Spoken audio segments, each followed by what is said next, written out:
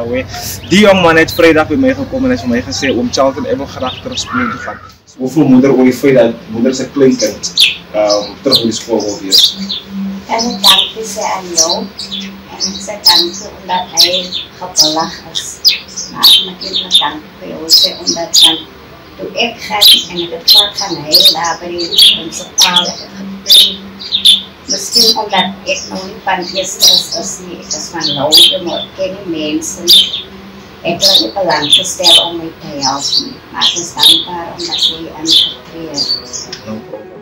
Ons is nou hier vandaag bij je vergriffens en je vergriffens het gezegd, want de eerste dag zal woensdag wees, so ons is baie blij dat we hem gaan varen door die school. Ik wil graag vragen, misschien iemand wat voor ons een beroep wil sponsoren voor hem, of kousen of een warme bike voor hem, voor die winter, dat raakt nog winter, so ik wil graag helpen in instant bij ons kan, dat is die moeder zijn kleinkind. En wat die moeder doen is, zij bak biscuits en verkoopt het aan de gemeenschap van Eersters om een paar rand te maken. So wat ik wil vragen is, als iemand misschien een donation kan maken van flour, boter of enige iets, net om te helpen, dat die moeder nog biscuits maak om te kan verkopen, verstaan je wat ik bedoel?